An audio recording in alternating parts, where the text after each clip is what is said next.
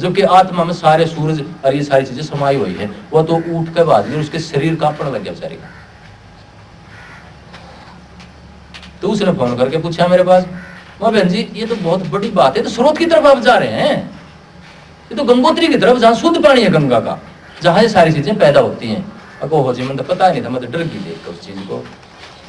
ये हमारे अंदर की आत्मा है ना, जो वो सूरज रूप में आ जाती है हमारे सामने, कि उसके ऊपर का जो मैल है वो हट जाता है। कि लैंप के ऊपर आप चिथड़े लपेट दो लाल पीले काले, क्योंकि जब अंतर में मर्द्योलिप्तम सुधांतम कहा गया, इसको मिट्टी में लपटा हुआ सोना है, ये जो अंदर का अमृत है ना, ये मिट्टी में लिपटा हुआ सोना, मर्द्योलिप्तम सुधांतम कहा गया इसको। कि शुरू में हो सके आपको जैसे धुआं है, मैला है, ऐसा ऐसा रंग दिखाई दे आपको, ध्यान में जाएंगे तो फिर उसको मांजते जाएंगे आप, तो वो चमकता हुआ जैसे सोने का होता है ना, उस तरह का प्रकाश अंदर में नजर आने लग जाता है आपको। तो ऊपर का मिट्टी का या लाल पीला काला जो रंग था वो सारे हट जाते हैं ऊपर से। तो जैसे लैंप के ऊपर लाल पीले काले कपड़े लपेट रखे हो आपने, जिस तरह की अंदर में किसी को हरा रंग दिखता है, जैसी जिसकी भावना होगी, हर वासना का अपना रंग है। जो जिस वासना में जीता है और अंतर्मवाद में जाएगा तो वही दर्शन उसको होने लग जाता है। उसी रंग के मैं कहता हूँ सूरज चांद दिखने लग जाते हैं उसको। यानी कि अंदर की गहराई आपके सामने दृष्टिमान होने लग जाती है, अंदर की गहराई में आप जाने लग जाते हैं। नीम की गहराई में या आकाश की ऊंचाई में आप उठने लग जाते हैं। नीम की गहराई में जो बताया भाई ने कि माया के गड्ढ को भी आप जीत लेते हैं, यानी कि वहां भी जाकर देख आते हैं आप बुराई का क्या रिजल्ट है, बुराई कहां तक जाती है, अपरामाया कहां तक जाती है और परामाया की ऊंचाई कितनी है। यानी कि उस माया के गढ़ में जब छान के देख लेते हैं उस चीज को, उसके ऊपर भी जो चढ़े हुए हैं ऊपर पोतड़े, जो कपड़े लाल पीले वो हटते जाते हैं, उनका रूप देख लेते हैं ना आप, तो एक बहुत ऊंचाई हो जाती है। नीचे से नीचे भी गहराई बढ़ जाती है और ऊंचाई भी बढ़ जाती है। कुदरती चीजें ज्यादा पकड़ में आने लग जाती है, कुदरती फैसले ऐसे होने लग जाते हैं जो आपको लाभ की स्थिति में ले जाते हैं, दुनिया में भी, दुनिया के व्यवहार में भी मैं कहता हूं। तो कहने का मेरा मतलब यह है कि जब आप अंदर में मन का अगर प्रयोग है, तो मैंने उन बहनों को यह कहा कि आप बैठ के नाम का स्मरण, क्योंकि नाम अगर आपका मन को बिखराता है तो आत्मा में नहीं जा पाओगे, आप बिखर जाओगे। पहला नाम, दूसरा नाम, तीसरा नाम, चौथा नाम, पांचवा नाम, आप तो मन के अंदर रह गए, कैसे जाएंगे आत्मा के अंदर आप। यानी कि जो नाम शुरू में दिया गया था, राधा स्वामी राधा स्वामी राधा स्वामी राधा स्वामी, वो नहीं रहा, चीजें बदल दी गई। वो राधा स्वामी कुछ नहीं है, अंदर की गहराई का शब्द है, गहरे से गहराई का, जहां से सारी सृष्टि, जहां से सारा सब कुछ डिजोल्व होता है, जहां से सब कुछ निकल करके आता है। यानी कि नाम वो होना चाहिए छोटा से छोटा, वो जिसमें मन का प्रयोग ना करना पड़े। मन एक प्रिज्म के रूप में बीच में नहीं अड़े, जैसी चीज आ रही है यूं क्यों देखा, हमने बीच में मन अड़ा दिया और मन से उस आत्मा को देखने का प्रयत्न हो गया तो आत्मा नहीं दिखेगी आपको। सारी जिंदगी लगे रहना, मैं कहता हूं लाखों लाखों आदमी दिखेंगे आपको, एक आदमी मिल जाए आपको आत्मा के दर्शन करने वाला, मेरे से बात कर लेना आप, क्योंकि बीच में मन को अड़ा दिया है।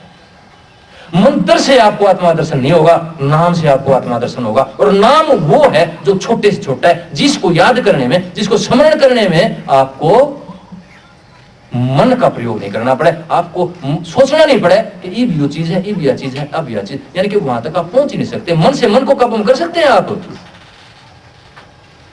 मन से मन को काबू में नहीं कर सकते, क्योंकि मन के अंदर खड़े हैं आप। मन से पार जाने के लिए मन के ऊपर पैर धरना होगा आपको, यानी कि निर्मन होना पड़ेगा आपको, बिना मन के होना पड़ेगा। और उसमें सबसे बड़ी ताकत है प्यार, प्रेम, जो मन के विचारों को एकदम धराशायी कर देती, सब ज्ञान बुला दे आसपास की चीजों में।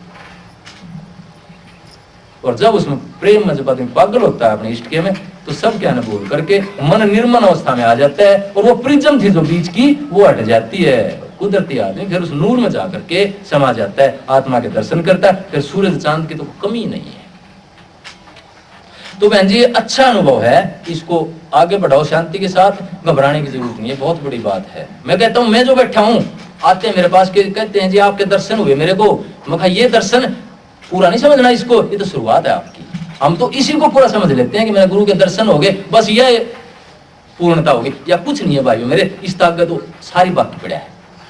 ये तो एक रास्ता बताने वाला छोटा सा, जो इस सृष्टि में आपकी तरह से पैदा हुआ है।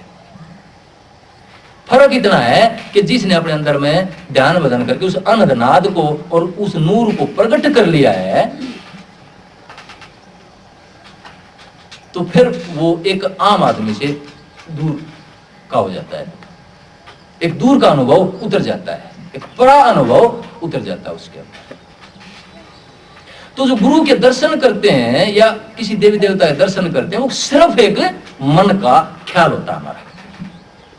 मन में जिस चीज से प्यार करते दिखने लग जाती है ना, वो तो सिर्फ एक मन का ख्याल है। गुरु का दर्शन भी अच्छी बात है कि दर्शन हुए हैं, इसका मतलब यह है कि आपकी जो अंदर की ताकत बिखरी हुई थी वो इकट्ठी होने लग गई है, और वो इकट्ठी होकर किसी रूप में दिखने लग गया आपको, जिसके साथ आपका प्यार होता है। तो अंदर में गुरु के दर्शन होते, कहते हैं मेरा तो काम पूरा हो गया, और गुरु भी कहते हैं तेरा काम पूरा, और चढ़ा जो को चढ़ना होता है। गुरु लोभी शिष्य लालची दोनों खेलने दाओ, अध बीच में डूब गई थी पत्थर की नाव, कि पत्थर की नाव पर चढ़ कर चलते हैं दोनों। गुरु लोभी है, शिष्य लालची है, कि हाँ तेने मेरे दर्शन हो गए, हाँ जी हो गए, कि तेरा काम पूरा, तेने परमात्मा के दर्शन हो गए, कुल मालिक के दर्शन हो गए। नहीं, समझ जाना इस चीज को, ये तो एक शुरुआत है आपकी। इससे आगे जब तक आप नूर में नहीं जाते हैं, सूरज चांद के अंदर नहीं जाते हैं आप, आत्मा जब सूरज चांद बन करके एक नूर के रूप में, नाद के रूप में, जब तक ज्योत निरंजन एक घंटे के रूप में, एक शंख के रूप में, सारंगी के रूप में, बीन बांसुरी के रूप में, जब तक उस आत्मा अपनी आवाज, उस परमात्मा अपनी कलाम नहीं सुनाता, तब तक उस आत्मा के, उस परमात्मा के दर्शन नहीं मानना। और वो गुरु, वो आत्मा आपके अंदर बैठा हुआ, बाहर नहीं है। ये बाहर वाला तो सिर्फ एक दिशा बताता है आपको, तो वो आपके अंदर बैठा हुआ है। इसलिए ये सत्संग या राधा स्वामी पंथ आपको एक स्वामी बनाने की तरफ आगे बढ़ाता है। आप दूसरे के गुलाम ना बने, कि आपको गुरु के दर्शन हो गए कि ईश्वर ने करवाए हैं, तेरे जो बैठा है स्टेज के ऊपर, इसने कुछ नहीं करवाया है, ये आपके अंदर का गुरु था। आत्मा आपकी जो है वो गुरु रूप है। ये तो एक शुरुआत है बस, फिर बाहर के गुरु की अपने आप इज्जत हो ही जाती है, क्योंकि वहां से एक रास्ता मिले आदमी को। तो जो भी आदमी दिमाग खोल कर इस रास्ते पर आगे बढ़ेगा, जो भी आदमी प्यार को, प्रेम को और बड़ा होकर के, खुल करके, दिल को खोल करके आगे बढ़ेगा, वही अंतर में जा पाएगा, वही अंतर के नूर के दर्शन कर पाएगा, वही सृष्टि की रचने वाली ताकत के दर्शन कर पाएगा, वही उस घंटे शंख को सुन पाएगा, वही उस अनंत नाद का अनुभव कर पाएगा। और वो तब कर पाएगा जब उसको एक नादी गुरु का संग प्राप्त होगा। लेकिन गुरु एक, मैंने पहले बताई, सिर्फ एक सीढ़ी है, लक्ष्य नहीं आपका, क्योंकि गुरु खुद आपके